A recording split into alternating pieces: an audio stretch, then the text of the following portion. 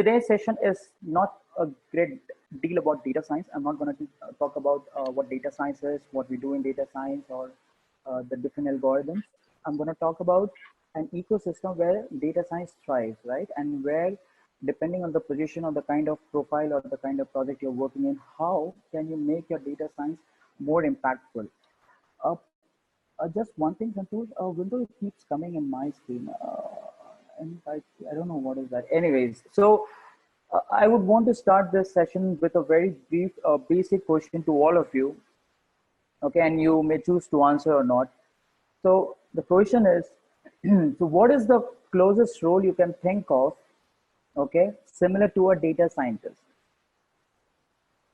This question is open to everyone. People may choose to, ping or think about it for a second and see that what is the role which you think is the closest to a data scientist. So for me, let me answer it. You might have thought some roles. For me, let me answer the question that the closest role which I can think of, which is a close to a data scientist role, is a CBI investigation. Okay, I know people would be smiling or thinking what I'm saying, but let me tell you, I'm not kidding. I definitely think that CBI investigation is a role which is very close to a data scientist. A business comes to you with a problem, with a one-liner problem, right? I want to increase my revenue. I want to decrease my customer churn. I want to control my employees' attrition. I want to capture the fraud transactions and so on and so forth. Similarly, a CBI gets a criminal case, right? A case comes to them and they're asked to find the ground truth. Now, data science is all about ground truth. I'll speak on it a little later, but data science is all about ground truth. And CBI is expected to look into the different pieces of information, WhatsApp communication, forensic data. They do simulations like we do Monte Carlo simulations. They try and connect the pieces of data, pre-process them, feature engineer them, and then they do what next? They throw that pieces of data to the accused in a case, right? And then they try to extract the ground truth from those people. So for us, those people become models. So when we are given a problem statement, we try to figure out the different aspects of data, the different sources of data. Once we get that, we pre-process them, or we feature engineer them, or feature scale them. And once we are done with that, we expect to train a model and get a ground truth with unseen data. Now that's a standard set of a situation, right? You're given a problem, you're solving it with data. Now imagine you are not given a problem. So the problem of not having a problem is a big problem, right? So you want to start your journey with data science.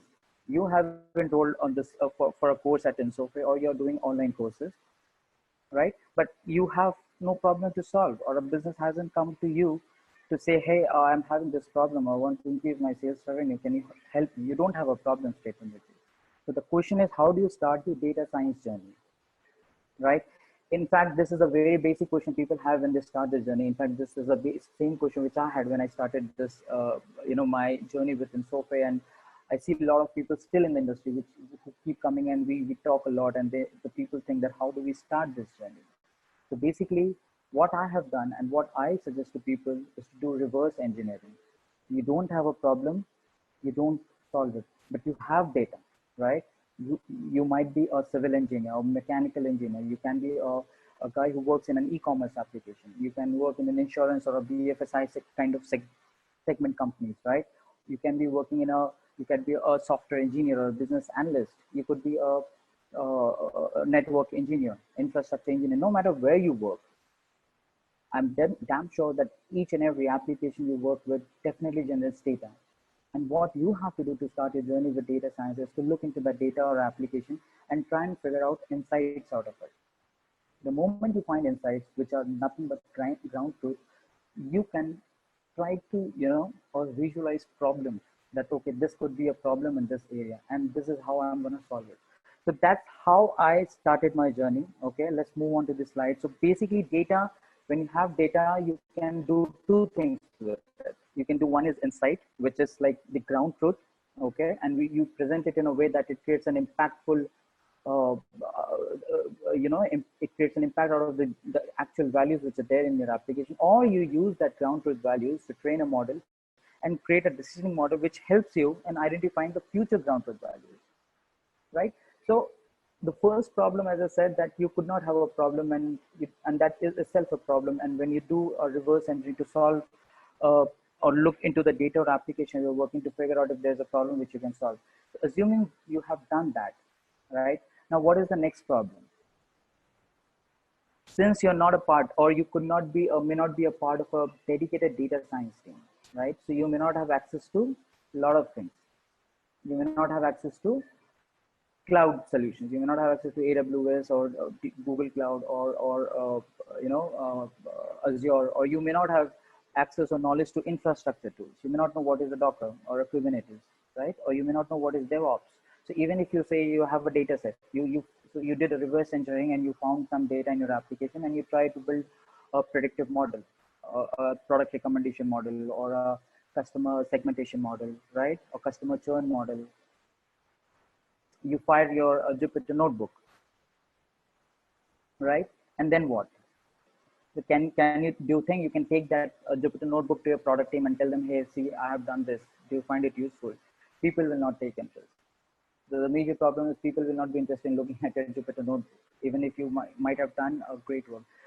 So the problem is, even if you come up with a problem and you try to solve it, since you're not a part of a dedicated data science team, you might not have or may not have access to the range of tools which are used to make data science impactful, okay? Or you create an API out of it. And that is where most of the people face problem, which I did. And that's when I started looking into tools which helps you in overcoming that problem.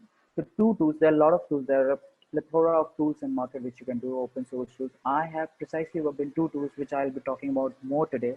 One is Dash. Okay, it's a product of a Plotly company which helps you in creating a interactive dashboard. So it's a website. Okay, it helps you creating in a website which in turn has an interactive dashboard. Other thing is an Excel win. It is again an open source library in Python and one of the most powerful libraries I have worked with till date. I can assure you that. Okay, and it's a tool which helps in automating a lot of stuff in Excel. So no matter which team you work with, I have worked with retail banking, I have worked with, of course I've worked with all banking, but in the different domains, a retail banking domain or consumer durable. Now I'm working with an investment bank, and I can tell you people end up using Excel no matter whatever work you do, right? So that's where Excel comes very handy. Okay, we'll talk in a little more detail about Dash and Excel Wings, but before we go there, just a brief overview on few more things.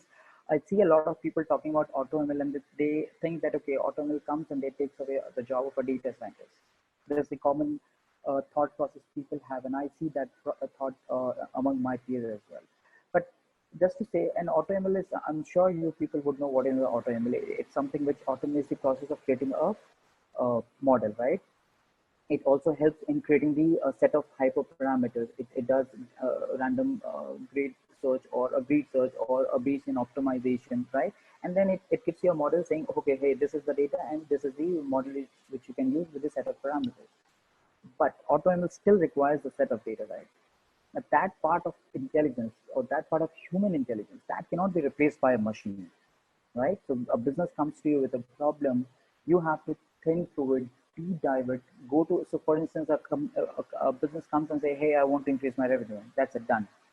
Now you cannot straight away start working on a data science project. You have to break that statement into pieces. So how do you increase your revenue? You can increase your revenue when you increase your sales or when you bring down your costs.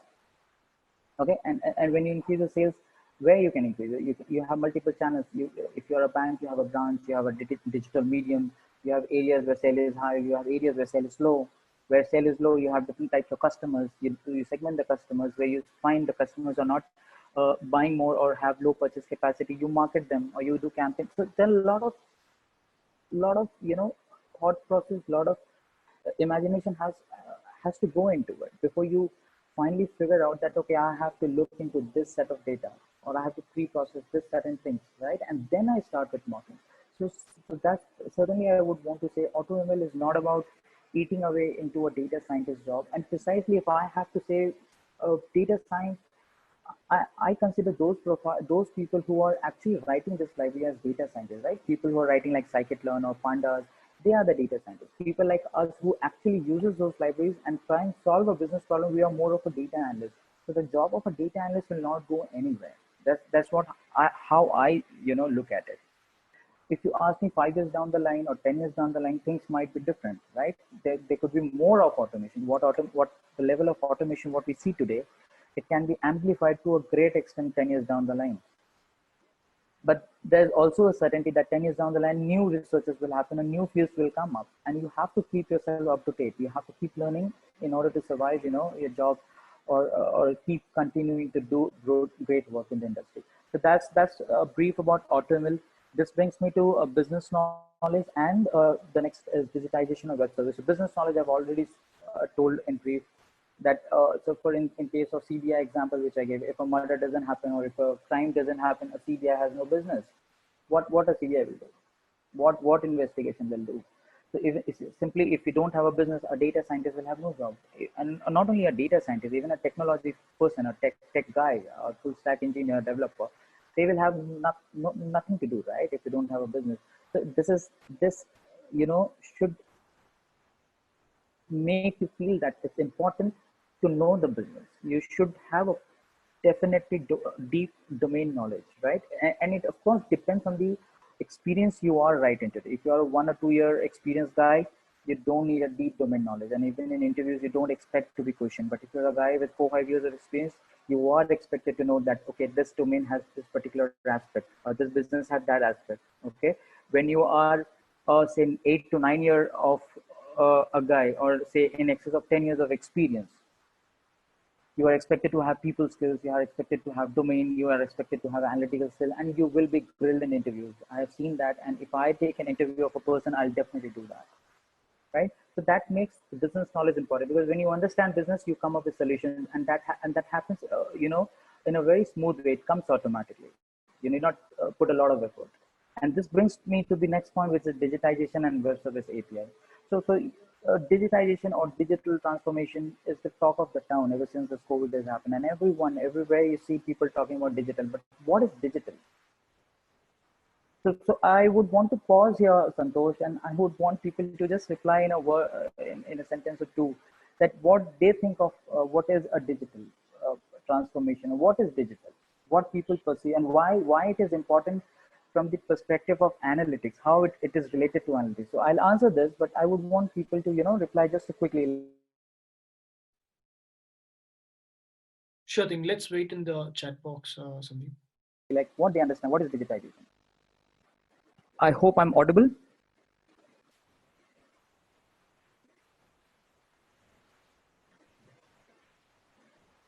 Hello? Yes, you are. Yeah. I'm audible, right? So the question I asked, I hope people heard it, right? So is anyone typing? I don't know how to see the chat, Santosh. You will have to help me here. Sure. So one person says it's transforming services online. Yes, correct. So exactly, that's true. So you do online or seamless integration, right? And how you do it.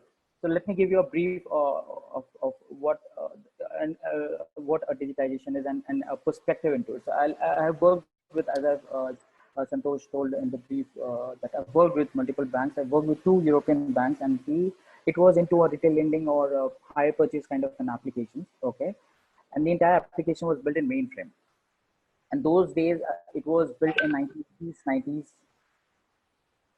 Hello? Yes, Sandeep, we can hear you. Sorry, there was a noise. Okay, fine. So those applications were built in 1980s and 90s, right? Okay, and those were the days when the entire application, right, from a customer, sourcing to checking the credit history of a customer, to sourcing the loan, to close life cycle of a loan, to giving a certificate, right? The entire ecosystem of application used to be built at one place. Okay, and we used to have I worked on those applications. We used to have like 600-700 different uh, application, I mean, different COBOL programs or PLI programs, individual program. And in each individual program used to have some 10,000, 8,000 lines of code. So those were the days. But if you have to build something today, so for instance, so one of the industry first product which Santosh said I worked on was InstaCC. Okay, it was a phenomenal product which we worked at ICICI Bank. It was a product for bank's own customer who could come and take a source online, take a credit card online. Okay, in a couple of minutes, 3 to 4 minutes, you come, you apply, you get a credit card online, and you do transactions straight away, immediately. Okay, and the physical card gets dispatched within a week's time.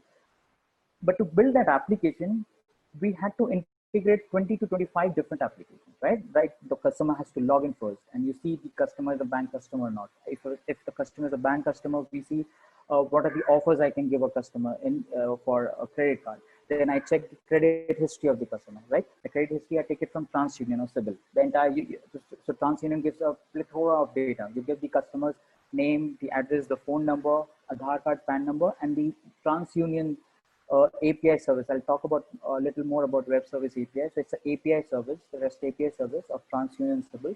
They give the plethora of details, like the entire credit history of the customer, whatever loans they have taken, how many times they have defaulted, how many times they have turned the payment on time, everything. Okay, so that's an application. So I integrate with that application to assess the credit history of the customer. Next, I integrate with a business rule engine where my business or my product head decides, okay, if a customer falls in this condition, you give a loan. If else condition, right? Okay, once you do that, then every application has a core system, right? So for you would have heard of core banking system. So it's a system which handles all your savings account or salary account, right? So similarly, for if you have a loan, there's a core system named as FinOne. People would have heard about it. It's a very famous FinOne product from a vendor named Nucleus. Similarly, for a credit card application, the core application which was there was a Prime, and it was a huge application. Okay, so when you say you give a customer a credit card real time, imagine you have to create that credit card, right? And it has to go and sit into a application, and the transaction has to start automatically, and then transaction has to hit your core banking system. So there are a lot of systems involved, right? And you are doing entire thing seamlessly in a matter of 3 to 4 minutes. But all this application has to talk to each other, and that's what is digital. That is what digital. People used to take mortgage home loan, right? This pandemic, I can bet you, and I can tell you, I've seen, I have a lot of people in the industry whom I know in the lending industry, in the Indian lending industry, in the NBFC sector and all. Even the mortgage lending has been digitized to a great extent. The people can come and, to a great extent can get the loan sanctioned real time. And how is it possible? In a home loan lending, you do a lot of appraisal, legal or property assessment, labs, pass, a lot of applications. So they have to talk to each other, right? And when they talk to each other and you create a real-time seamless application, so that is what digitization is. And how you achieve it through web service API. So you might have 20 applications and each of them written in different programming language. One is written in .NET, one is written in Java, one is written in C, one is written in Python. You don't expect each application to be or each developer to know all the languages and connect the applications in that particular language. That's not feasible. That's not possible. And that's where this web service came into picture, and it took the industry by storm. Okay, so initially the first service was SOAP API, SOAP Web API. People who don't know this, definitely go back and read it. Okay, and then next was REST API. REST is the standard and the latest. So it's a legal in normal life we have a lot of legal contracts, right? In property, if you take it as a legal contract. Similarly, in software parlance, this REST API gives a contract. It says that okay, you want the TransUnion CIBIL data of a customer. You give me the customer name, the phone number, the address, the PAN number, the Aadhaar. Okay, you hit my service, this particular method with this set of arguments. This is the address of the service. I will give you back all the response, all the data. And TransUnion doesn't know how I have implemented the service, the call service at my end, and I don't know how TransUnion CIBIL has implemented the service at their end. It's just the in between we have a connector. Now, why I'm talking about that, REST API and digitization, and why it is important from the perspective of an analytical professional. The first thing, it's a pure form of automation of application, and in the times to come, you'll see more and more of it, which means it has a seamless flow of data.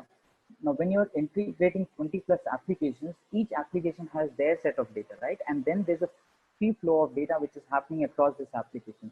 So as an analytical professional, so for instance, that InstaCC card, the product which we built, if we wanted to do a fraud analytics on that, okay, because it is happening real time, I need to understand what is the data and what type of data is flowing through across applications. And then I need to talk to the person of the owner of the application, or if I'm the owner of the application, I need to go back to the database and look into that data and figure out which data could be of useful when I sit down and build a model. right? So from that perspective, from that analytical perspective, you see this REST API knowledge of REST API knowledge of digitization helps you in understanding the different data flow. And even if you're, say, for instance, in the area you work and their new product or project is coming up, you should go and definitely advise people that, okay, this is how it should be. This is how you should build an application, right? And the second aspect is, so for instance, as I said, data gives you insight and real-time decisions. So for instance, you build a real-time decision model, okay, a credit decision model or a customer churn model, or increasing the revenue of a model, a linear regression model, okay. And what next? So once you build the model, you have the ground truth, right, values, and you are ready and you say, okay, boss, I can predict the future now on the unseen data. So now you would want the business to extract value of it, right? Out of it, right? Which means you have to integrate that in your existing set of applications. I will talk about this a little more when we go to the use cases. Okay, when we go to the use case number 2, delinquent customers, I'll talk a little more about that at that point of time. So you need to create a REST API of your analytical model. Okay, and then integrate that with your existing model. So there are a lot of ways you can do it. I'll talk about a little brief on that as well. So from that perspective, it becomes important to know digitization, and it also becomes important to know about REST API. Okay, so I think this automation part, these are the basic things which I wanted to talk about. We'll touch base a little more on Dash and Excel Wings in the next slide, and post that we'll get into the use cases. Okay, so basically 5 to 6 use cases over there you can see. I'll talk a little more about that. So as I said, you might not be a part of a dedicated data science team, and you might not have access to AWS, Azure. You might not know Docker, Kubernetes. Okay, and that is where tools like Excel Wings or Dash helps you in amplifying the work which you do. Okay, so how it looks like. So I have the source code. If required, I can show it and share it with people, and I'll do a basic demo also. So this is how it looks like. Okay, the left side is Dash and the right side is Excel Wing. Okay, I wish I could have shown you this real time a demo on this, but unfortunately I can't. So I've taken a screenshot to show it to you. So the left side, if you see, is at Credit Suisse. I work in a risk department, okay, risk management, and we manage the equities and derivatives portfolio. I'm not getting into that business line. It's a complicated business line, but the idea is uh, beforehand, we do a lot of Monte Carlo simulations to assess that if the market moves, what would be the impact on my portfolio?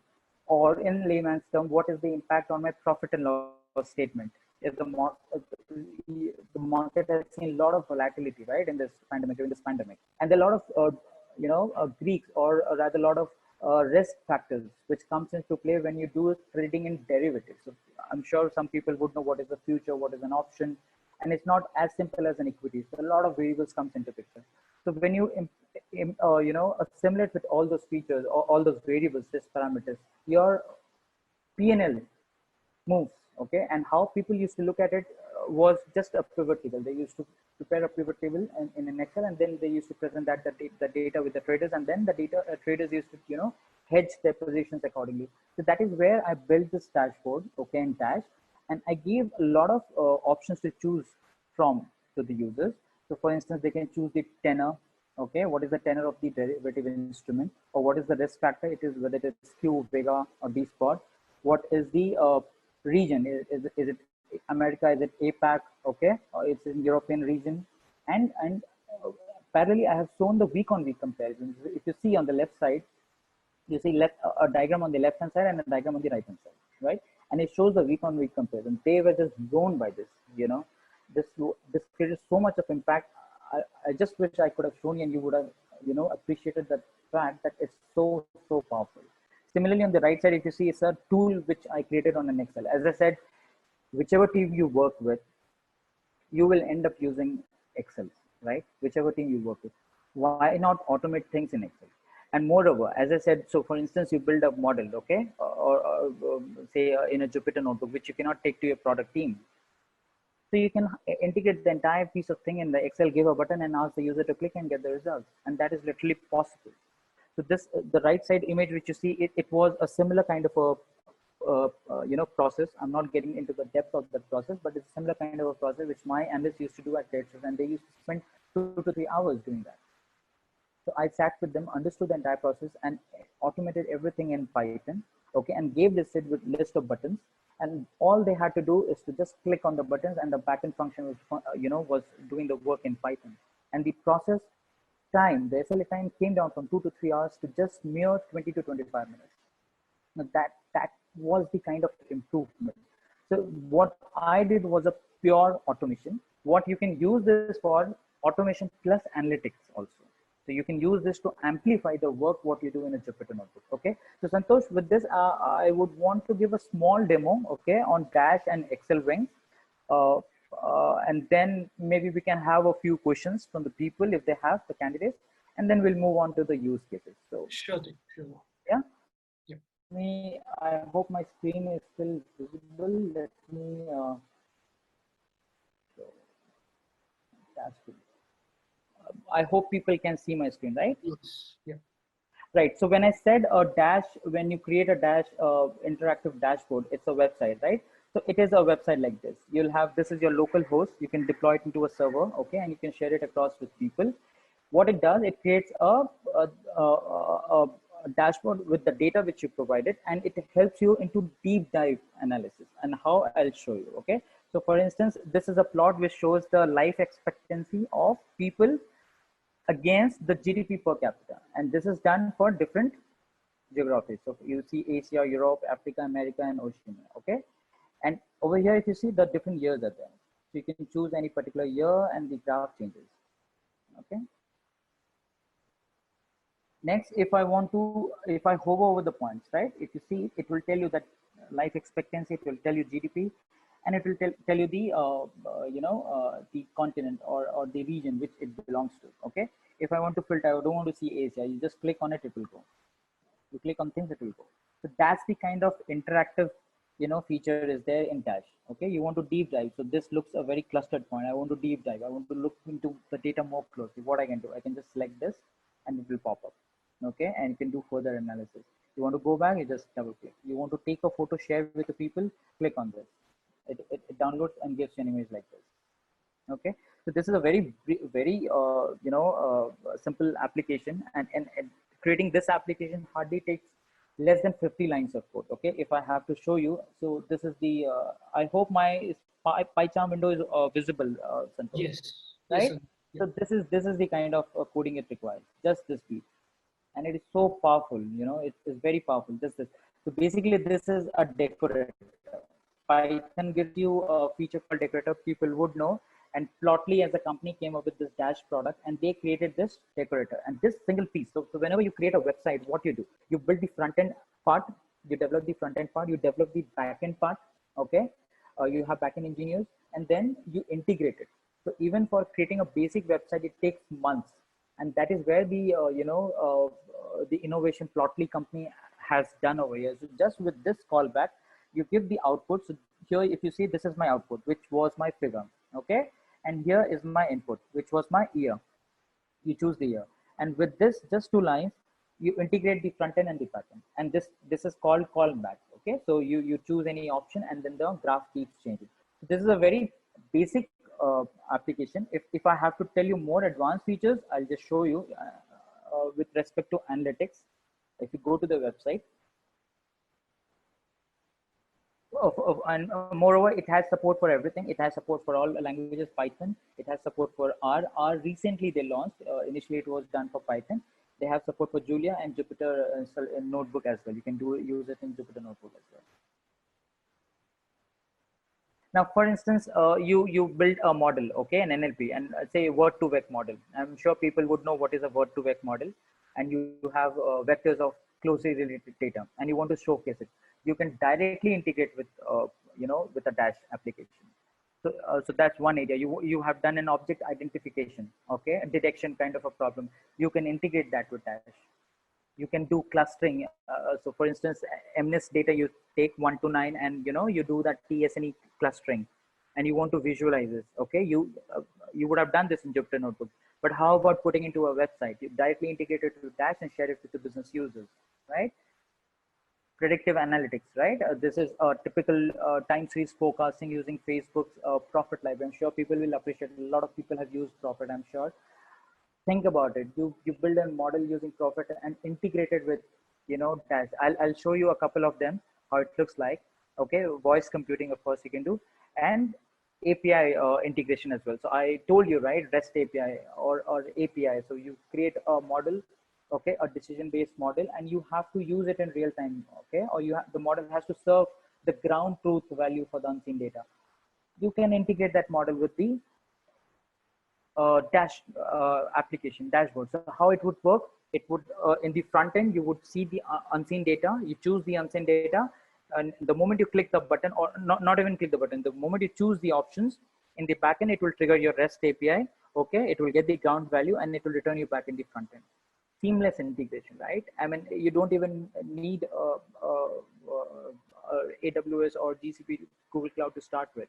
Of course, in the long run, when you work in a dedicated data science team, you would need access to all those tools. But when you're starting in the industry and in the teams where you work, when you don't have access to those tools, this is definitely a very good start to do. Okay, and just a word of suggestion, Santosh. I mean, this is for you and for Insofe as well. I knew when we had the classes 2 3 years back, we used to have a class, a module on Tableau.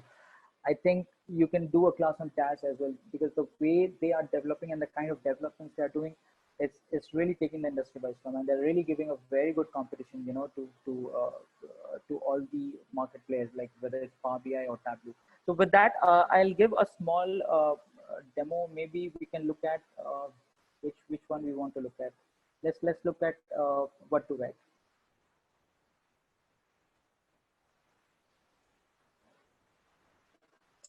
Okay, just a quick question, Santosh. Like, I want to understand. People know how many people know what to write. Can people respond? Because if they don't know, it will not make sense to them. They can respond over the chat, Sandeep.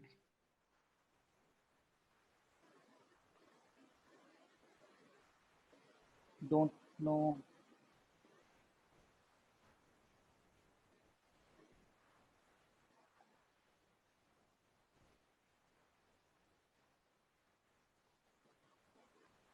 Yes, no. Familiar. Don't know. Okay, so some people know and some doesn't. Okay, no problem. So basically, it's one of the biggest breakthrough which Google as a company did. Okay, so it's based on textual data. So you say, and what it does. I'm not going to explain the algorithm. It's basically a one hidden layer based deep learning algorithm. So it's an algorithm which gives you vectors. Okay. So for instance, if you have two words, so for instance, you have a king and a queen, okay, or if you have a man and a woman, it gives you vectors. And when you plot the vectors, you find the vectors of king and man to be close, and you find the vectors of queen and woman to be close. Okay. And it also, works in a way. So for instance, if you say king, okay, plus queen minus woman, okay, so when you do this vector operation, and the output which you get, the vector, that will be close to the man vector. So that's the kind of the model is. It's a very powerful model, and even I used it for one of my, I'll speak about in the use case where I used it for a product recommendation. So this Dash gives you an opportunity to integrate directly your word to vec model, right, or object detection model, as I said. So this is how it looks. So you see here, France minus Paris plus Tokyo, and these are the different vectors which are closest to it. You can see by here also which are the closest vectors. I'm not going into the depth of it details. It will take another 15-20 minutes to explain what it is. But people who know already this, I'm sure they would be able to appreciate the impact, right, which this particular tool can do it. And how many lines of code you require to do this? Merely 100 or 200 lines of code, not more than that, right? So with that, I'll stop the demo on Dash. I'm not sure if people are still posting questions. We'll take it at the end. I'll quickly give a demo on Excel Wings. Okay. So as of now, you might not have appreciated the fact that how much useful an Excel Wing automation on Excel could be for an analytical project.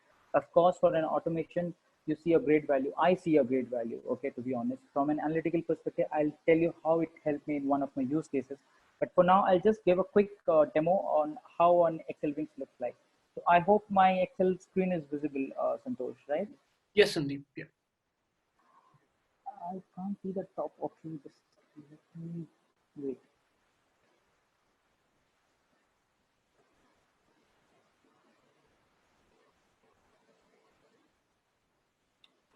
Okay, so the idea of Excel Wing is to integrate your Excel with your Python. Okay, so you build a tool. So when you say a tool, you want to do build a tool in Excel and you want to give it to your business users and ask them to use it.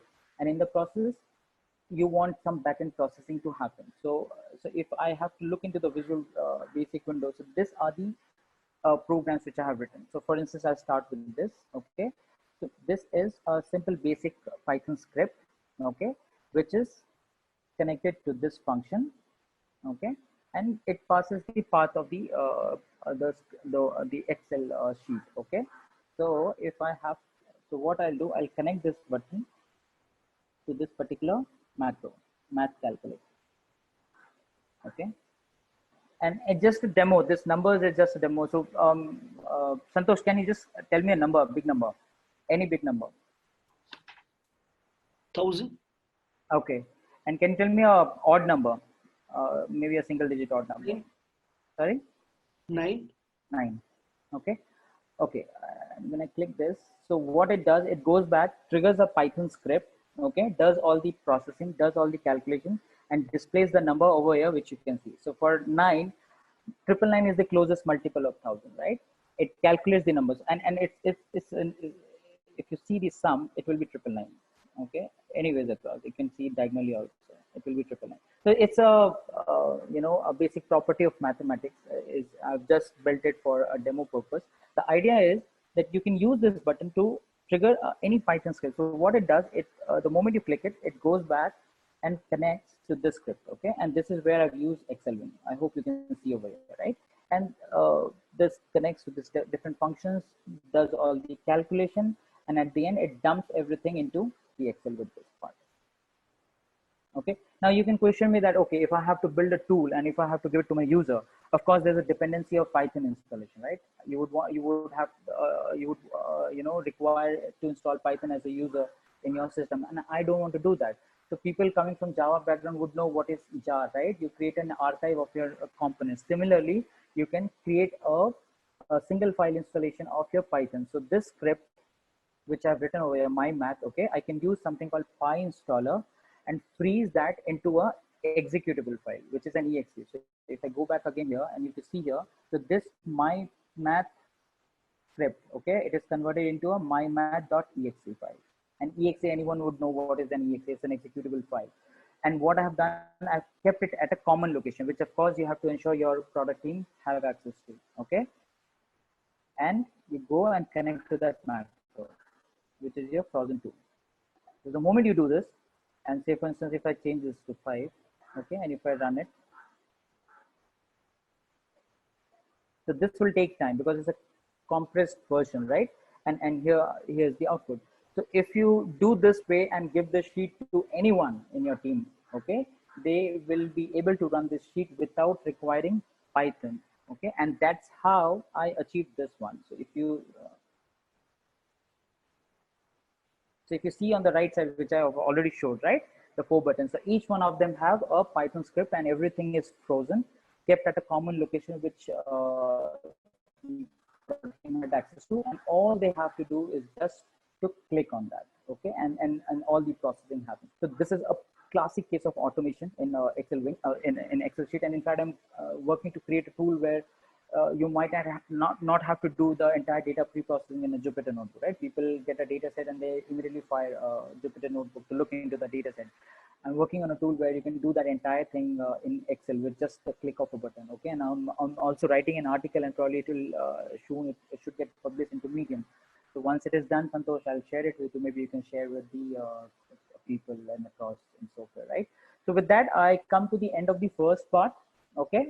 After this, we'll walk through different use cases, 6 use cases, and see how to use analytics to solve a particular business problem and what are the different aspects of it. Okay, so before we go into that, maybe we can take 2-3 questions, Santosh. All right. Yeah, sure.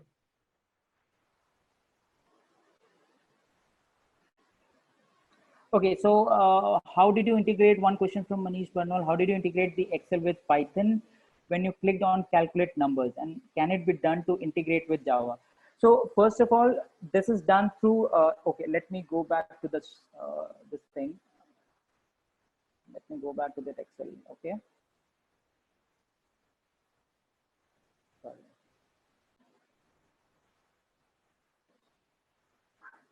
Okay, sorry.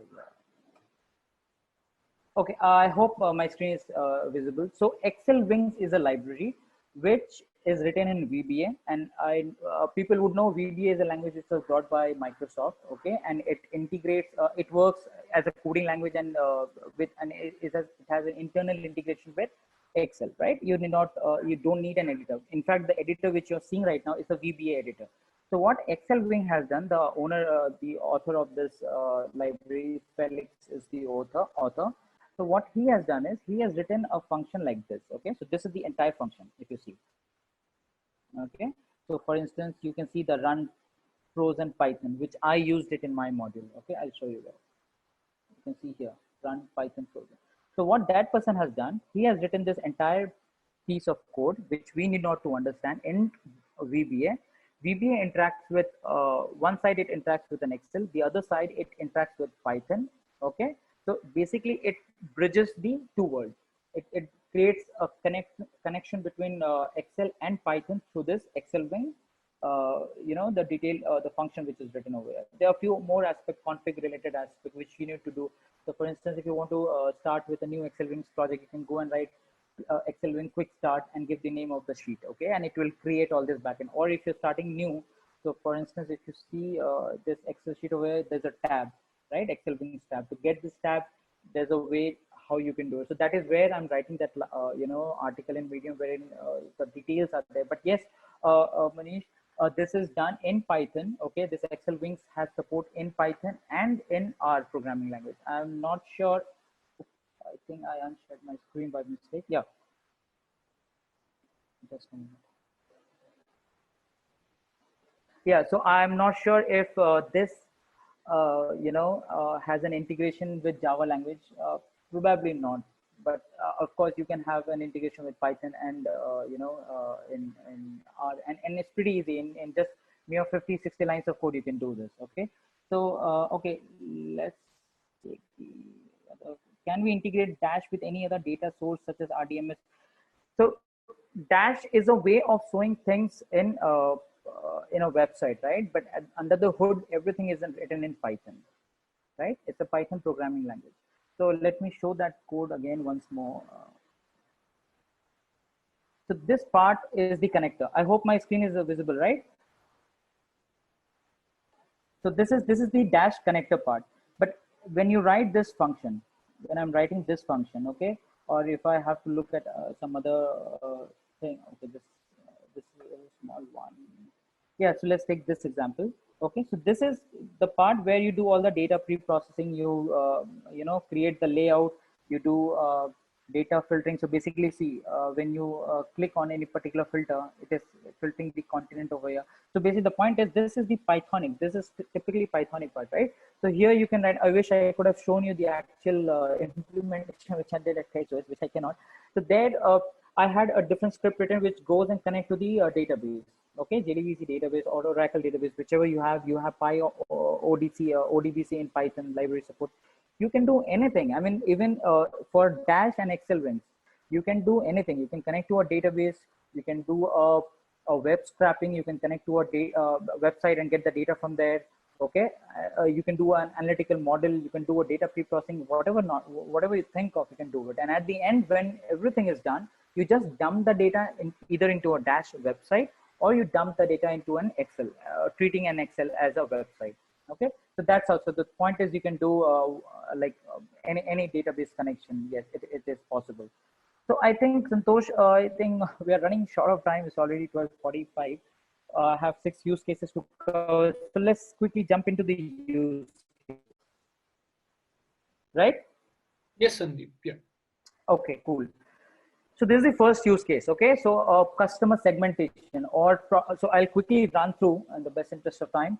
Customer segmentation or product recommendation is a very in the basic industry standard kind of a problem. When you have to do a customer segmentation, you create you have data for retail sales or consumer durable pan India. Okay, and you want to figure out what is the mix of my customers. So what you do, you convert the entire data, or rather aggregate it with using RFM. People would know what is RFM. It's recency, frequency, monetary. So basically, how recently the product was bought by the customer, how frequently the customer purchases a product, and what is the total monetary value of a customer. Okay, and once you have the data, you typically do a k-means clustering.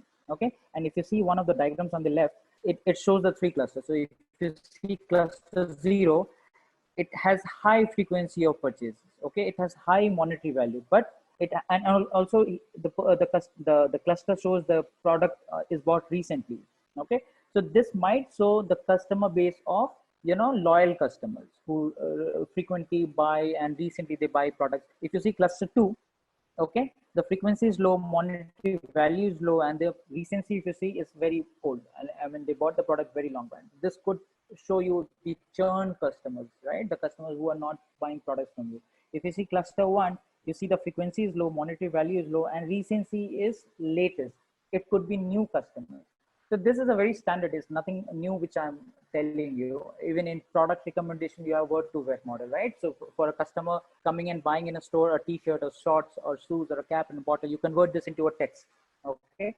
And then you do a word to word model, right? Continuous bag of model, or where you give the context and predict the words, or you give the gram model where you give the word or you predict the context and you get the hidden weights of each word, and then you plot it, the one which I showed in that.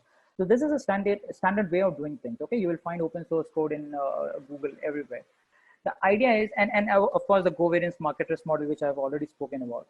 The idea is how to create an impact out of it. Okay, so you can go back to business and say, okay, you have 30% of customer in cluster 0 or 40% in cluster 1 at the very grand, at a high level.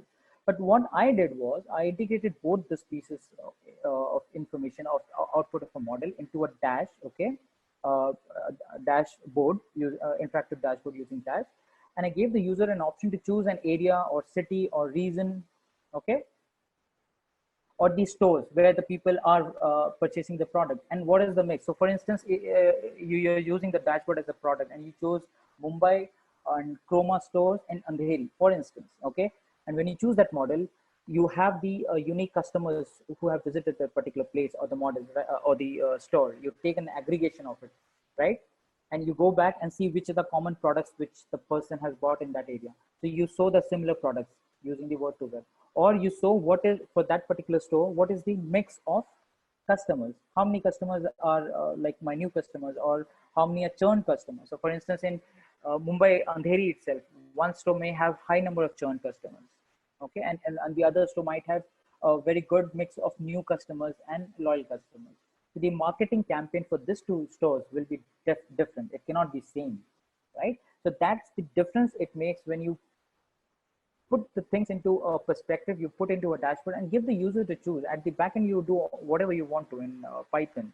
But in the front end, the product sees that, okay, I have an option to choose a city or a region or a store, and I can see the mix of customers, or I can see which products are selling more. So where I need to invest more. And then further, you can take this automation a step ahead when you say, okay, if the moment for a particular region, okay, so for a region like Andheri or Gachibowli in Hyderabad, or Silkboard in Bangalore, right? Or a particular city or a particular store, Chroma store or Vijay Sales, the moment the number of customers who are churned, so the category 2 over here, the cluster 2, the moment it increases by 25% or say 30% or say 40%, the moment it goes beyond its threshold, okay, you automatically trigger an email.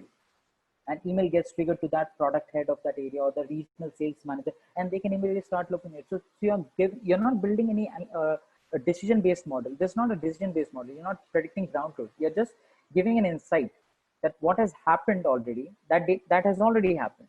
You're just putting things into perspective and giving a ground truth insight in a way that can have a great impact, right? So this is use case 1. If I have to speak about use case 2, and in fact, this is where I started my journey as a data scientist. When we were having classes on XGBoost and Random Forest, I'm sure InSophia guys would be able to appreciate that when we have classes on XGBoost and Random Forest, how are the classes and how interesting are those classes, right? And you feel itchy, like, okay, I need to go back and do something. So when working on a consumer durable product for ICICI Bank, okay, when we launched it, we were already 1.5 years old, and the delinquent customers count were increasing day by day, okay, and a brief idea of the business where like people mostly are delinquenting from a north region, okay. So I said let's look into it more depth, okay, and let's put the delinquent customers data into perspective. So I started with a very basic data visualization using R ggplot. I'm sure many people would know it's a very powerful library, ggplot, but again it gives you a static thing and not a dynamic like dash, plotly dash, right? So those were the days, 2.5 years back. So ggplot can help you create a dashboard with facets. So you can show, okay, this month 10 customers has delinquented from this particular city, okay, or from this particular region. So that was the kind of visualization which I did, and it definitely gave an insight to my product teams, wherein they said, okay, people from Delhi or Punjab or Haryana are delinquenting more, and immediately they made a decision. Okay, so this insight made them make a decision by changing the rules, the business rule engine. So for if as a customer you walk into a Mumbai store or a Hyderabad store and you want a AC or a fridge, okay, the rules which are applied to approve your loan was easier, and the rules, the same rules at a store in Delhi was, twisted to ensure people only having good credit background are taken. So for instance, the credit score required for approval in Delhi or Hyderabad, say for instance 650 for an AC machine, but in Delhi it was increased to 680. Okay, or the credit history. There are a lot of variables. Is credit CIBIL score just one number? There are a lot of 200 to 300 different variables which play a role. There's an important variable which is known as FOIR calculation. FOIR is your ratio of income to obligation. So you earn say 50,000 per month, and you have liability of 30,000 per month. Okay, so your income to obligation ratio is calculated, and basis that ratio, loans are approved or rejected. So that ratio was increased for in the northern part of the country. So that was one aspect of it. Okay, giving an insight and making addition. But does it mean all people from north will default or delinquent? It doesn't mean that, right? And it also doesn't mean that people from other part of the country will not be delinquent. You might have a delinquencies from Mumbai, Delhi, and from Bangalore and Hyderabad, right? So this made me feel, and this is where this Random Forest and XGBoost came to my rescue, and wherein I thought that, okay, now it's time to move from insight to a decision model. And there I built a credit decision model where when a case used to get sourced, it's a long history. I think I will not have time to talk about that. I'll talk about it in brief. So the idea was whenever a sourcing happens at a store, okay, through a tab, the data used to come, the credit person used to assess the basic data checks or the documents check, and then it used to go to a credit guy who used to take a call whether to approve or reject. Okay, at that point of time, I did analytics. Okay, I built a model using 1 year's data because consumer durable is a seasonal kind of a business. Okay, and you need to take a sample which is a good representation of your population. You just cannot take a quarter in May, June, July and say, okay, I forgot to capture the correlations of data which happen in Diwali or Christmas time, because the most sales happen at that time, right? So you take a 1 year data, build the model, and I checked the accuracies again, the historical data again. But when you have to put into it live, okay, so there are two aspects. Okay, one aspect is again the API thing which I spoke about. So now my model is a REST API, which when given a data, an unseen data, it tells you that, okay, this customer might delinquent and this customer might not delinquent. Okay, and I integrate that. I had to integrate the REST API with the existing mobile API.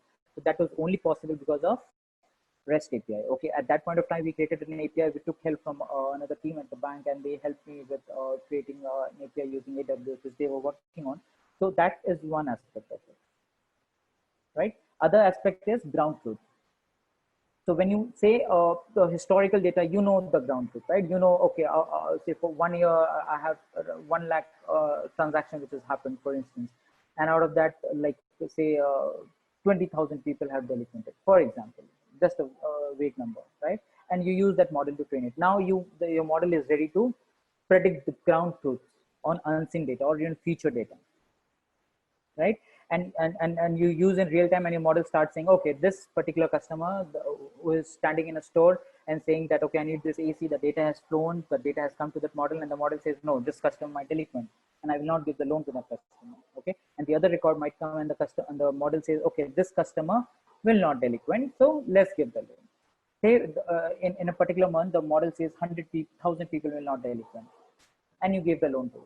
Is there any guarantee that people will not delinquent? There might still be cases, okay, that even after the model says they will not delinquent, they actually delinquent, and that might happen in a month's time, that might happen in a quarterly time, and that might happen in a 6 months time. So you have to have an open eye look for that cases. And typically, what is that particular case? Can anyone quickly tell me? People who have worked in classification problem, is it a false positive or a false negative?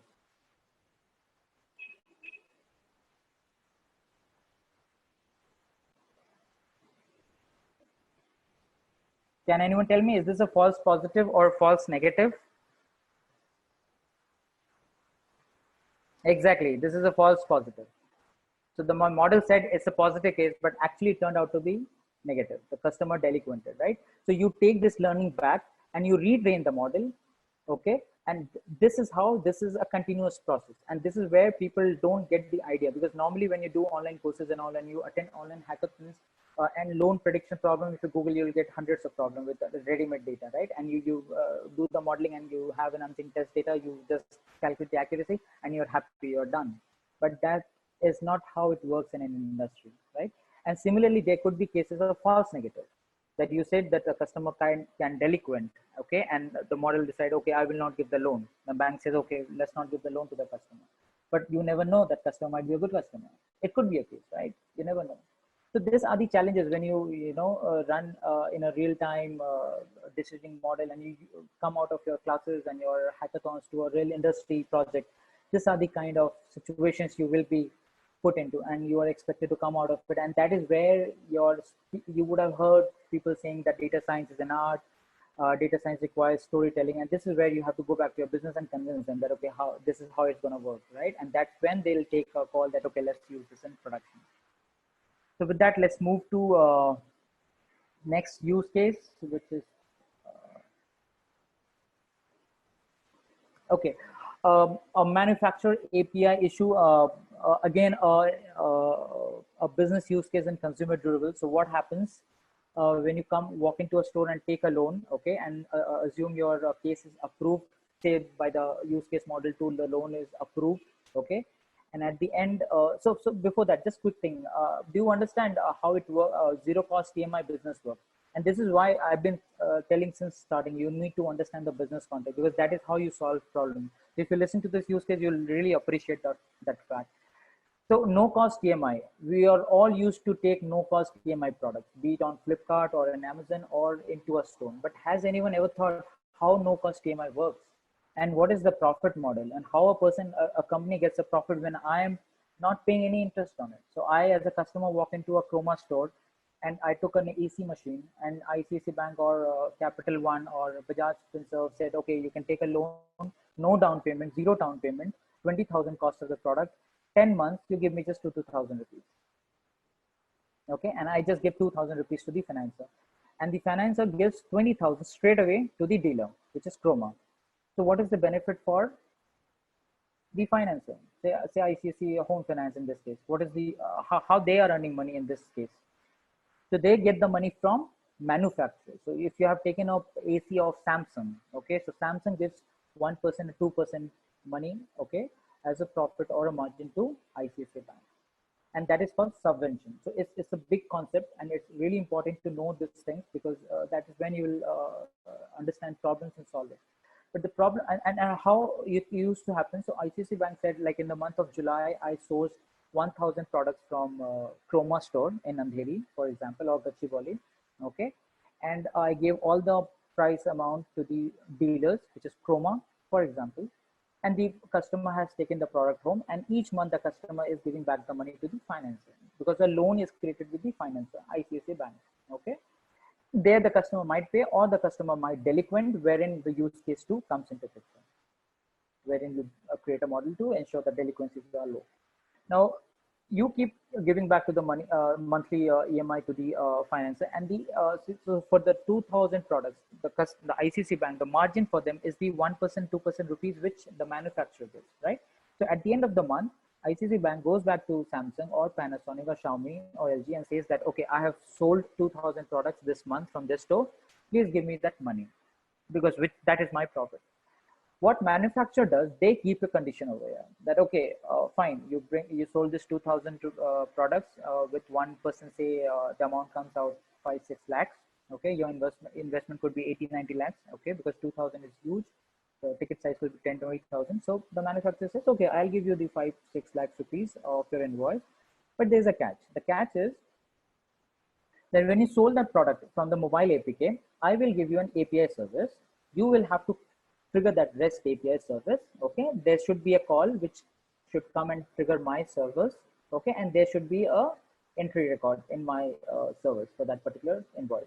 So what used to happen, this was a ground problem. Okay, so for those 2000 cases, say 15,000 calls went through successfully. Okay, and the manufacturer was happy to give the money. But for remaining 500 products, okay, the call used to fail. So there used to be a timeout or network issue or something, some other issue used to happen, and the call never used to go through successfully. And the manufacturer used to say that I don't have an evidence that you have sold this 500 products since the API call was a failure. I will not give you the money. And this was a serious problem because this was directly impacting the revenues of a business where the return on investment is huge, right? Because in no cost PMI, it usually takes 4 to 5 years to break even for a company. It's a huge investment. Okay, and when you having delinquencies and when you have manufacturers not giving you money, it's a big hit on your sales or PNL. So this problem gave, made us give two solutions. One was an typical engineering solution, wherein I said like, okay, let's do one thing. I was the owner of the product, so what I said, and my team, of course, we together said that let's do retry of that call. So whenever that call is triggered, let's try that call for say 3 times. Okay, first call, timeout happened 30 seconds, for instance. Second call, timeout happened. Third call, timeout happened. If the third call also is not getting through successfully, don't give the product to the customer. Okay, stop the call over there. So it has two aspects. The advantage is there's no loss, right? So you have not sold the product, you have not given the money to the dealer. So that's the advantage part. You will not lose money on this. The disadvantage is the customer's dissatisfaction. So you have made a customer wait for say 5-10 minutes. You have already told the customer that, sir or madam, your loan is already approved, paid by the credit decision model, which we built in use case 2. Okay, and at the end, when this API call is failing, you're saying, sir, there's some technical glitch, we cannot give you the product. Imagine the wrath of the customer. If I were a customer at that question, I would have definitely got irritated, right? So this was a solution which we gave, and we immediately implemented it in the best interest of sales, the revenue not going down. But after we did this, we thought that why not look into the depth of what is happening. So what we did, we extracted all the calls details. We started seeing the details of each manufacturer separately. So for Samsung, we saw differently. For Xiaomi, we saw. For LG, we saw. For Panasonic, we saw. We looked at it city-wise, the call details. So how many number of attempts are being taken for a particular record, and what is the average time which is taken for a particular record. Okay, and we also looked at it at a store-wise level. So great deal of work went into that. It was almost a month and a half kind of an activity where we did all this. And again, I did my favorite thing, which was to put entire thing into a dash. And the outcome of this, the observations was really striking. The observation was, the first and the foremost important observation was that different, so if you see the bullet point, different OEM is original equipment manufacturer. Okay, so any manufacturers like Samsung or LG or Xiaomi, they are known as OEM in this particular business, right? And the dealers are known by DLF. So different OEMs had different timeouts for their services. So when Samsung had 30 seconds, LG had 40 seconds, Panasonic had 1 minute. Even there were cases like where the response used to come in 1 minute. So the first and the foremost thing what we did was to understand the pattern, average time taken for a call to go through for different manufacturers, and tweak our APK or the mobile solution, the timeout in that particular solution accordingly. So for one manufacturer, the timeout was different. The other manufacturer was timeout different. That was the first thing which we did. Second thing, we went with this data to the manufacturer and said that, hey, look at this API which you have given us, and it's taking so much of time to respond. Is this normal? If this is normal, then there's nothing in the world which you can do, right? if this is not normal, what we can do. So we looked into the depth of it, because it was an external service which we had integrated with our application, right? The call was going from my mobile APK to a application server, to a load balancer, to a web server, and then to a public IP. It was hitting their public IP, then again going to a firewall, and then application. It was a huge chain of infrastructure, right? And it's important to know these things in, at least in brief, even if you are a data science professional, because it helps you in solving problems very quickly, right? So we spoke to those team and figured out that is there a scope of optimization, and there was some amount of optimization which was done. We also figured out that different, so we, with the sales people who were doing that transaction on the ground, they were given a tab, okay, and it had a SIM, a Vodafone, typical Vodafone SIM, just like a mobile network, and different areas had different networks. So due to network issues, also the call was not going through in real time, and this was a problem which we highlighted to the business team. We didn't give a solution over here because we can't solve this, right? I cannot solve a network, mobile network problem. But what I can do is give an insight to the business so that they can figure out that, okay, the areas where the network is a real issue, can we do something about it? Or can we put a Wi-Fi dongle over it, or that place, right? So when we did this analytical part and we came up with this different, aspects of the problem, it was a blockbuster solution. And why? Because it had a direct impact on the revenue. Because the engineering solution was not a good solution. You can stop loss, but you are losing customers. But when you do it, the things analytically, right, you actually get to the root of problems.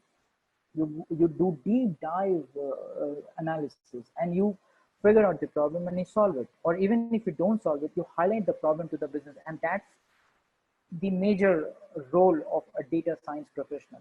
That's what I foresee, and this is what even I had written in my brief. I like to go into the depth of problems, right? I hope people who have listened to this carefully would have appreciated the fact that how analytics can make a difference in a real use case, right?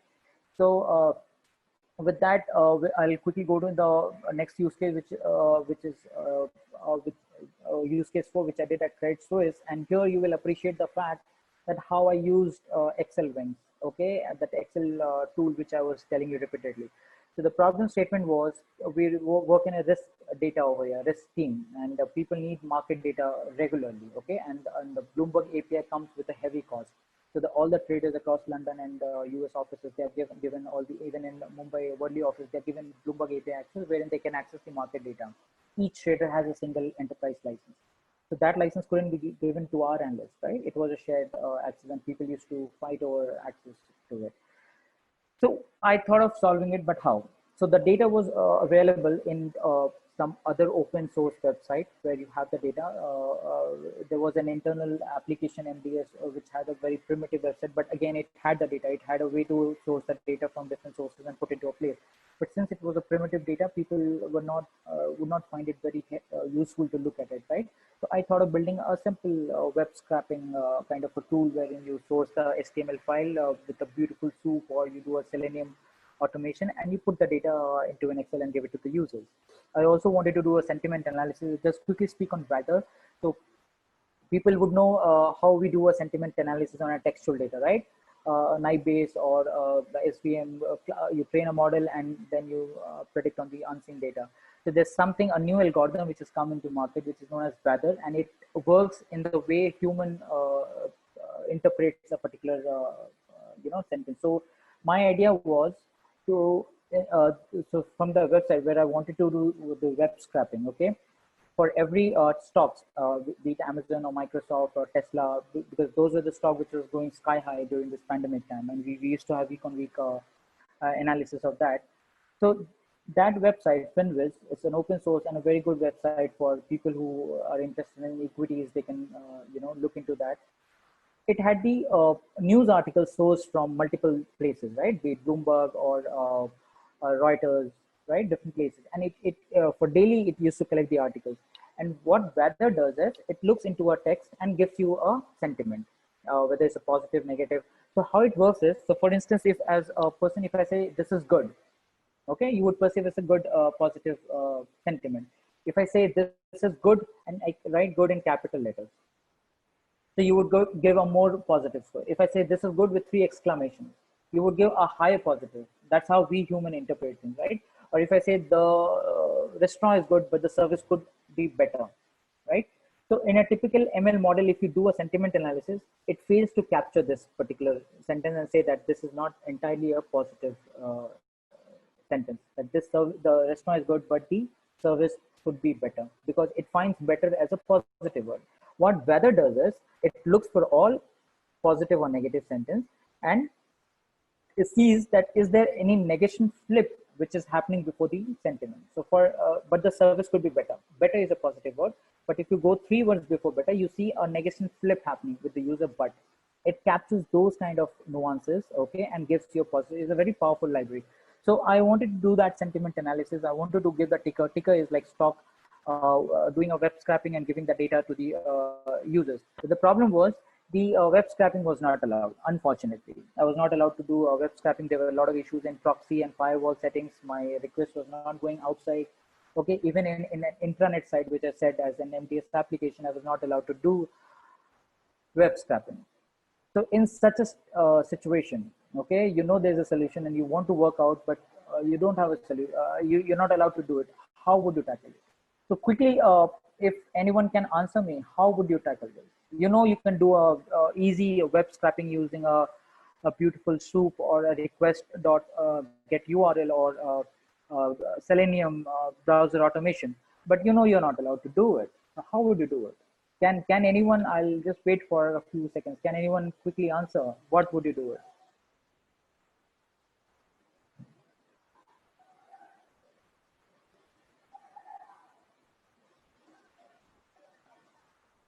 Okay.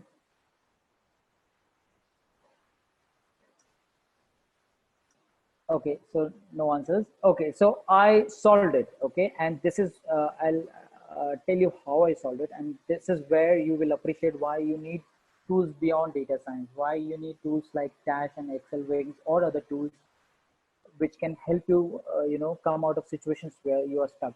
So I'll explain you what I did. Okay, I did this. Okay, I used PyAuto GUI, I used Excel Wings, and I used Dash. And how? So when you open any browser, any URL, okay, that MDS site you want to open in, you can open it. I can see up.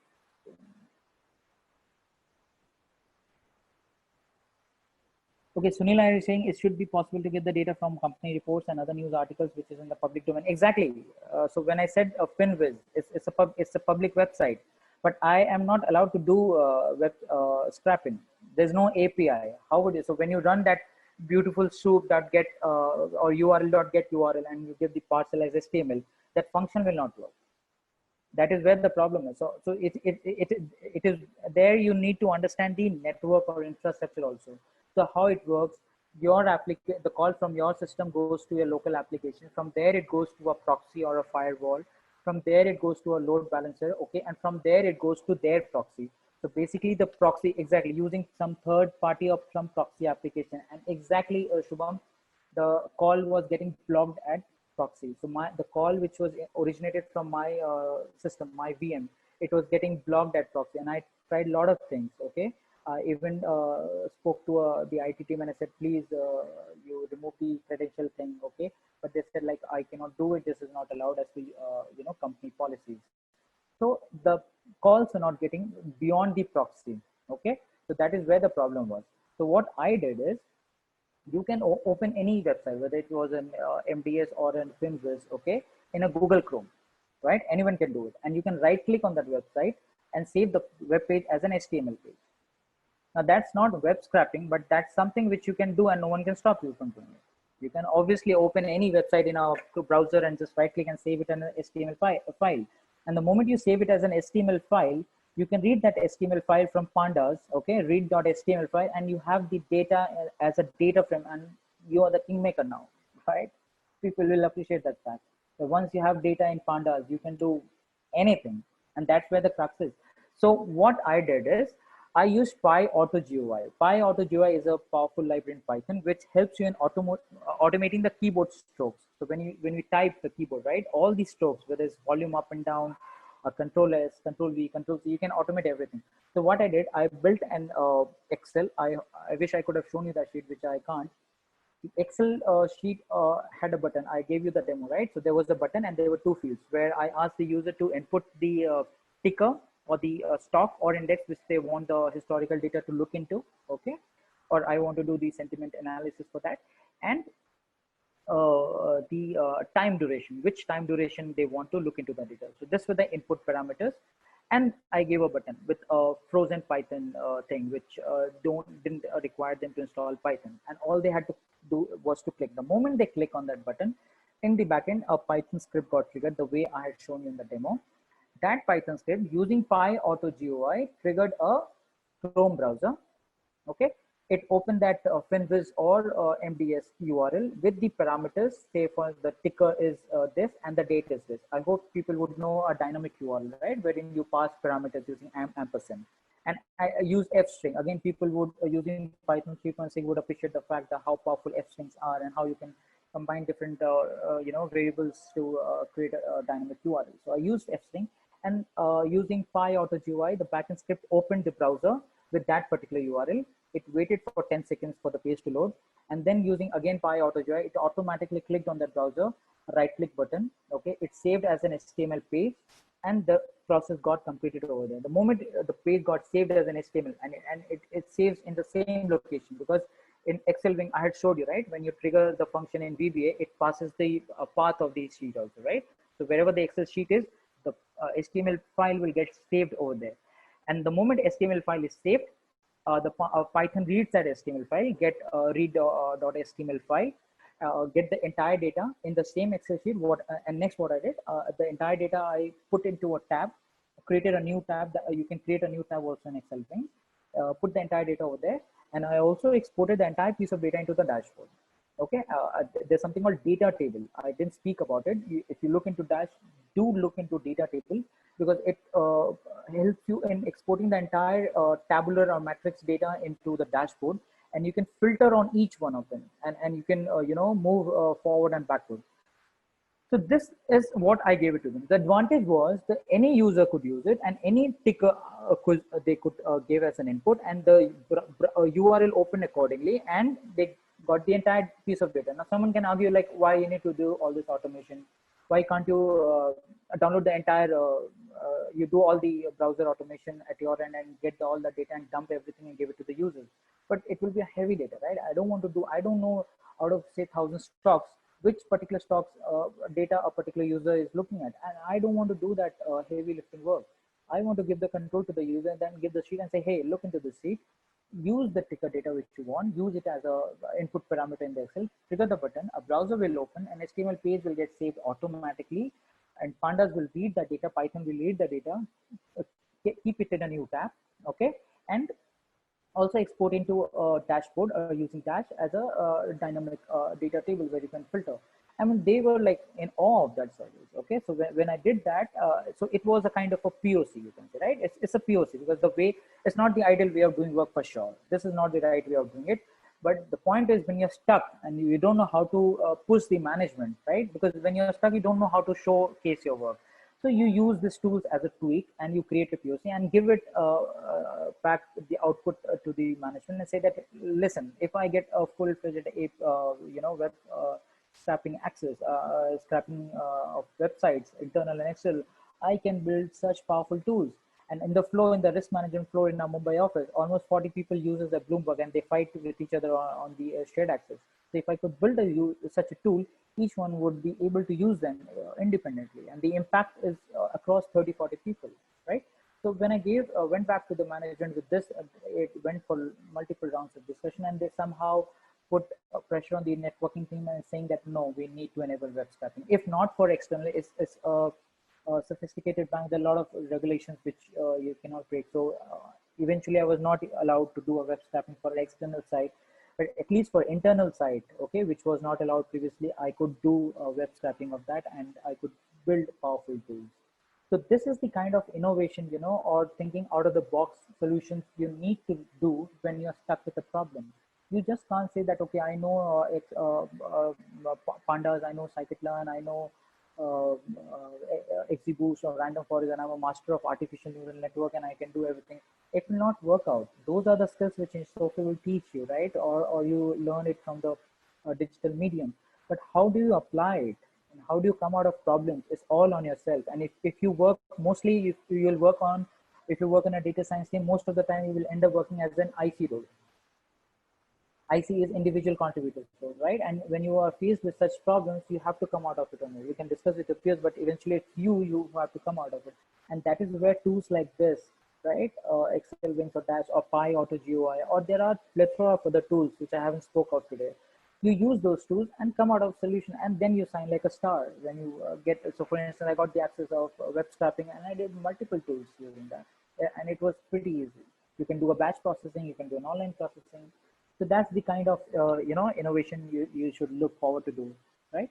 So okay, so with that we move to the next use case, which uh, from the perspective of an ideation, I'm not going to talk about in detail. It's just an ideation like fraud analytics, right? In Kaggle, if you go and see a fraud analytics, you'll find a credit card decisioning, credit card data, which is with principal component analysis done. I mean, transform data, right? And you build an autoencoder. But the problem is, how do you identify the ground truth, which I've been speaking since morning, since the start of the session. The challenge is identifying the right the ground truth transaction which are actually fraud, and people would appreciate that these are cases where the class imbalance problem is there, right? Most of the transactions are not fraud, less transactions are fraud, non-fraud, right? More transactions are non-fraud. So, and again, when you want to do a credit card fraud analytics, or you want to do an identity fraud analytics, these are different use cases. In credit card, you do a behavioral kind of a fraud analysis, which happens. In identity, you look into the Aadhaar card. It happened in our case also, where couple of people walked in, did an identity theft, used Aadhaar and a mobile number of other person, and ran away with 3 iPhones. I remember that case, and there was a mere chaos across the product teams, and people stopped approving iPhone cases just because of the fraud which had happened. We hadn't built the tool which I wanted to. If I had built a fraud identification over there using the identity of the document, or cross-check the Aadhaar data, whether it has a single mobile number or multiple addresses, or it matches with the Aadhaar API. Again, Aadhaar and NSD, NSDL, NPCI, they have API services which I've used at ICICI, building e-sign, eKYC kind of application. So we use those kind of an application, see whether there is a correlation or something which looks fishy. Try to match the face of the person with the face in the Aadhaar card, do an object identification. So these are the kind of brainstorming you have to do, build an architecture or a framework of a problem statement and come up with the solution.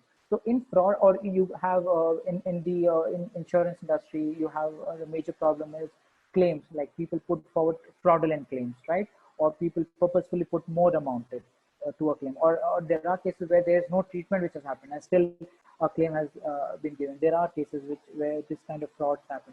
How do you tackle it? You cannot train a model because you don't know the type of data or the type of transaction which is a fraud. So typically, it's normally what people try to do is create an unsupervised machine learning model. You create labels, okay, of the transactions, K-means or DB scan you use, and you say, okay, this falls into this category, or this falls into a fraud category. And once you have that labels, then you build a typical machine learning model, saying that, okay, now the model learns from the labels which you have already created from unsupervised, and say that, okay, this is a fraud or this is not a fraud, right? And the moment the model identifies that this could be a fraud, probably automate and create a real-time alert and send another layer of authentication to the customer, saying that, okay, so and so transaction is happening. Can you also provide the OTP? Or so and so transaction is happening. Can you also give the debit card numbers? So for instance, if you have used ICICI Bank's debit card number, there's the numbers which are there in the backend, right? So these are the ways which with which you can do this.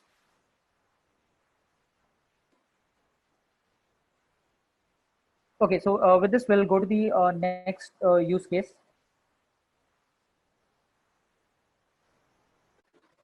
So anyone has any question?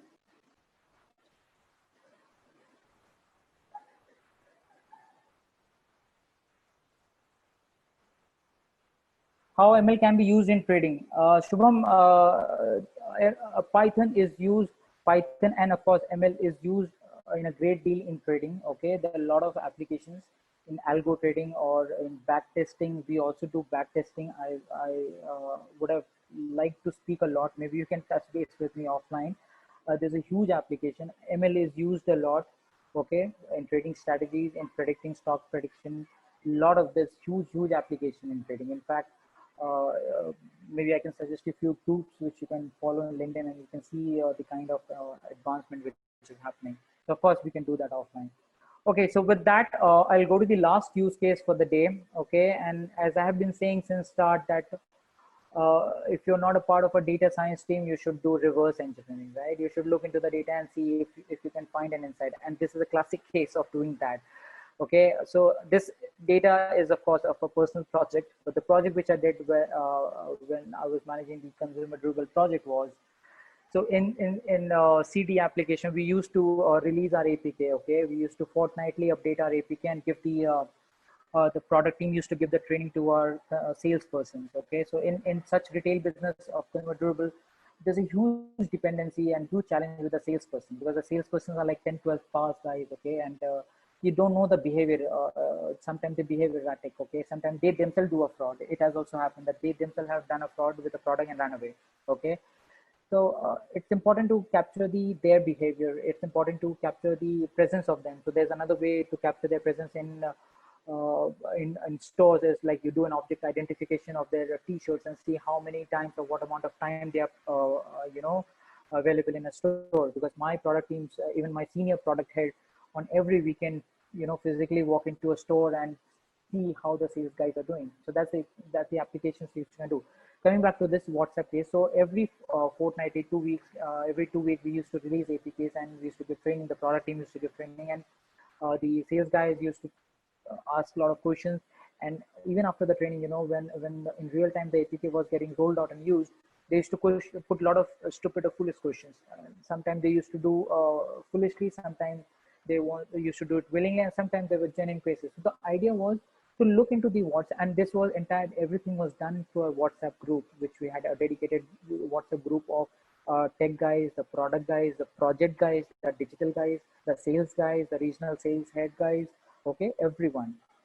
And there were like a lot of every 2 weeks when a rollout used to happen, there used to be a lot of messages. So I thought, why not look into the data and see if there are any particular insight which could be found. I was not sure that I would be able to find, but I took a risk and said, like, let's do reverse engineering. Okay, and I got there's a way you can download the entire WhatsApp data from any group or chat, and you can read using Python or pandas libraries, and people would know what is regex, regular expression, because there's different types of data and different formats of data, and in order to read that you need regex. So I use a regular expression, and you won't believe the insights were so powerful. So basically, if you see the graph, it's like the number of messages on different days. Okay, and there were spikes observed whenever there was a rollout which used to happen. Okay, and on the left side, if you see the name which is hidden, the number of messages, or the how many messages people were sending, how many links were sent, how many media messages were sent. So this gave an insight to my products team, saying that, okay, this region or this particular person or this are the people who are posting so many times. It could be a case like they are interested and they want to know more in detail. It could be a case they are just stupid or foolish people who don't follow the training, and they are purposefully doing this on purpose. Okay, so I didn't solve a problem over here. And of course, at the top, if you see, it's a word cloud. I'm sure people would know what is a word cloud. So when you have any corpus, text corpus, right? And you plot it using this word cloud library in Python. It shows you which are the words used more. So the words which are used more number of times are shown in are more prominent. Okay, a couple of words if you see, and the words which are used less. So for example, COVID, if you see in the middle, it's used in comparison to some word, it was used less, right? So it's the size is small. So this is a typical word cloud.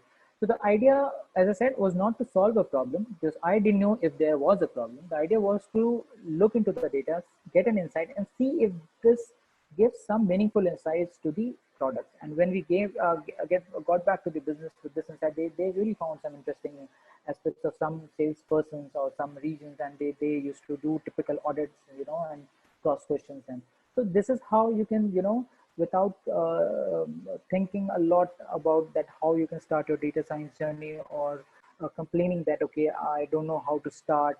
instead of doing that, this is how you can put your skills which you're learning at Insofe to use by just start doing reverse engineering, just start looking into the data and see what insights are there. And I'm sure whatever data you look at, whether it's a pharmaceutical data or it's a civil data or iron ore data or a solar panel data, like a lot of data is coming from IoT devices these days. And in the time to come, you will see a lot of IoT plus analytical built model, right? You will get, so in fact, industry, you see the solar panels, wind panels, all are having IoT devices. And those data goes to a backend analytical model, and those models are predicting when this device will default or when this. So for instance, in healthcare also, the people are having pacemakers. I think a few sessions back, I think Dakshina Shah was speaking about this, that he helped the client wherein the pacemaker was sending data, and an analytical model was there which identified that data from that pacemaker and said, okay, this might go collapse, pacemaker might collapse at this point of time, and immediately a trigger was sent to the nearby hospital or a doctor or to the patient. So those are the kind of applications which are going to impact a lot, and definitely you should think in that direction, that okay, I should start looking into the inside. So with that, Santosh, I think I have come to the end of the use cases. Just one last thing which I want to say, that no, normally people like have this doubt, like how do I enter into a data science field? Data science field, right? Entry is difficult, easy. So for me, I think the entry is easy. You can enter into a data science field even today. All you have to know is, of course, the basics of probability, the statistics, the traditional ML model, regression, classification problems, okay, unsupervised machine learning models, which of course you do as part of your course, I think Sophia or outside online course. And you start looking into the data or your application where you're working. You do reverse engineering, which I have been keep saying again and again, okay. So you start your journey like that. But if you want to sustain that journey for a long time, or if you want to get into a typical data science team where you have all sorts of ecosystem, where you use clouds to create API, you use Docker or Kubernetes, or you have DevOps personnel, that part would be a little difficult because you have to go through interviews, and interviews are expected to have a deep knowledge of your business, a deep knowledge of all these modeling techniques, and more importantly, how have you used this modeling technique in order to solve a problem. And when the moment you say this to the interviewer, you're expected to explain the bit by bit of it. I mean, right from the data pre-processing till the end of it, you are expected to explain and then convince the person who is taking your interview that you have done this. And until unless you do that, you will never be confident enough, and you would be doing, you would end up doing is saying theoretical stories and nothing else, right? So that's how I see. And if you ask me, the day-to-day life of a data scientist, it depends on the place where you work. So for instance, if you start today, as I said, as I start, you would end up doing everything on your own: the data pre-processing, sourcing of data, ideation thing, building the model, or even creating the REST API or the API of it, or getting the thing integrated in a regular application. So end of it, you would end up doing it. If you join an investment banking or typical IT company, okay, with a big data science setup, or say you end up joining a an analytical company, right? There are a lot of pure analytical company in the market which you end up doing. So you will have segregated roles, okay? So there will be a data engineering team who would be Python plus big data analyst experts, who would be responsible for all data engineering, data creation of data pipeline, to keeping the data in the data lake. Like data lake is a new concept which is about to replace data warehousing, right? So those, in that role, if you end up, you would require more coding skills, okay, compared to an analytical skill.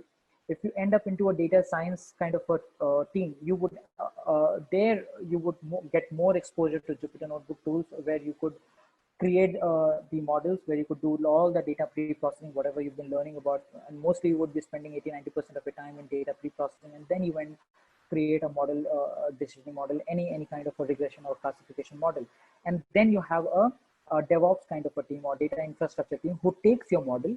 Okay, once you create a model and once you have convinced your product and teams that okay, this is a good enough model which can go into a production live system, it goes to a data engineering team, the data DevOps team or infrastructure team who takes your model, okay, and then use cloud solution or whatever in-house servers or whatever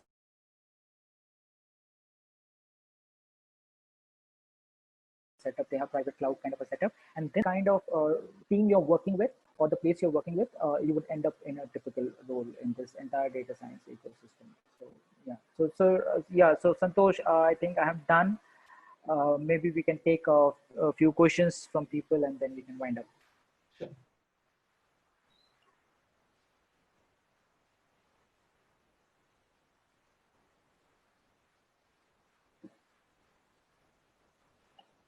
Hello, Santosh. Yes, so we're just waiting for a few questions, Sandeep. Let's just take 5 questions now, and maybe we can take the rest offline. Yeah, sure. Right. Guys, if you have any question, you can just drop them in the chat box, or maybe we can connect later with Sandeep again.